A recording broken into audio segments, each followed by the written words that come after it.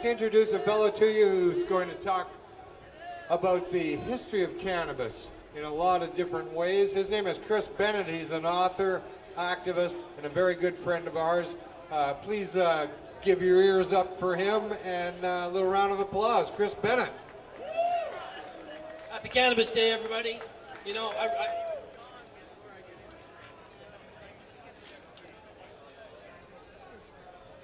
I really like this holiday because it trumps Canada Day, and I'm less stoked about being a Canadian than I ever have been under Führer Harper, the great dictator that's really taken this country, this one great country, this once bastion of freedom and the fast track to fascism. He's put in these mandatory minimums for pot laws you might be aware of, where you're going to get you're going to go to jail if you're growing more than 5 plants or if you make some brownies or anything like that. He's also taken away the rights of patients to grow their medical marijuana in 2014. And, how's that going to go down with these mandatory minimums? It's like they have everybody's address and just going to round them up, sick people. Are we going to let that happen, you know? So I really love Cannabis Day because it trumps Canada Day. And there's so much more to celebrate about this plant. And when you think about it, isn't nationalism just another fundamentalism, that is a way of separating people? Oh, they're from there. I don't like that place. We're at war with that place. I don't care where anybody is in this world, it could be in the back hills of Afghanistan. If they pull out that hash pipe, I'll be hitting that hash pipe with them.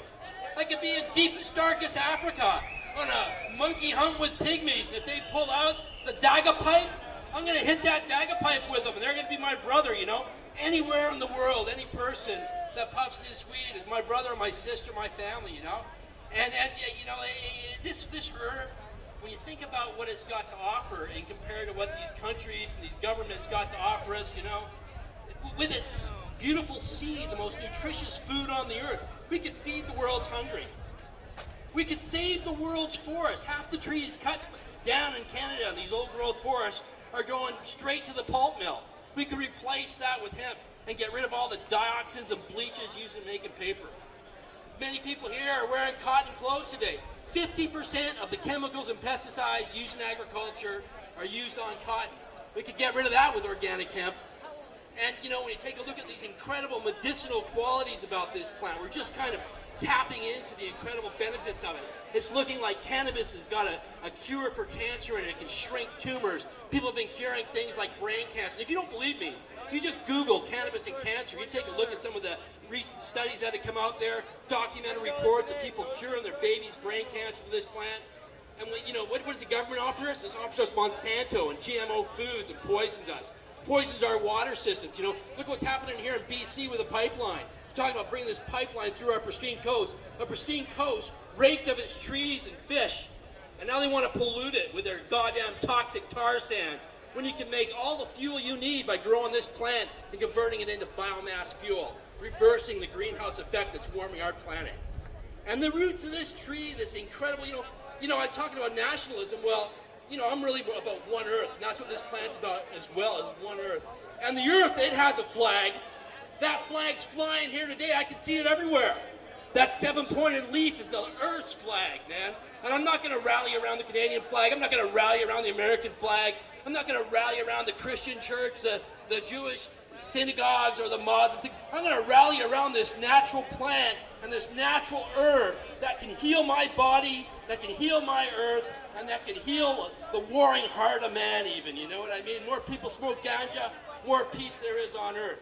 And the roots of this tree, the roots of this world tree run deep, man. It's touched every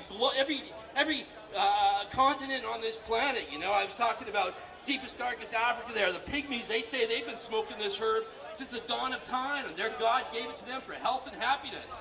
In the Islamic world, Sufis and other groups have partaken of this herb to get in contact with the one spirit that animates us all.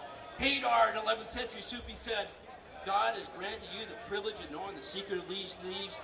Thus, when you eat of it, your dense worries may disappear, and your exalted minds may become polished, It just gets rid of all that worry and groan. It makes, even this event here, an incredible political protest. Look how happy everybody is, breaking the law here and standing up against the government. Even that, this is the freest spot in Canada right now, right here. We are at ground zero of freedom in North America today. There's not happening anywhere else. There's no pot booths like this anywhere else. And, you know, you go into Europe, man, Celtics and Druids, they knew about this plant. They found cannabis seeds and evidence of cannabis use at Celtic and Druid sites. In Ukraine, 5,500 years ago, they were burning this cannabis in caves in order to speak to their gods. Even in Judaism and Christianity, it was known as cannabism and part of a sacred anointing oils and incenses used for inspiration from God and to heal the sick. So this herb here, man, if there's one thing worth standing up for, if there's one thing worth jeopardizing, you know, going to jail for, and if there's one thing that you can do to make change, it's stand up for this herb and fight for its legalization. Get involved with Sensible BC. If you're going to stand up for Earth, if you're going to stand up for the people of the Earth, and you want to fucking make a real change, you get out there and you become a pot activist, and I tell you what, man, God bless you if you do.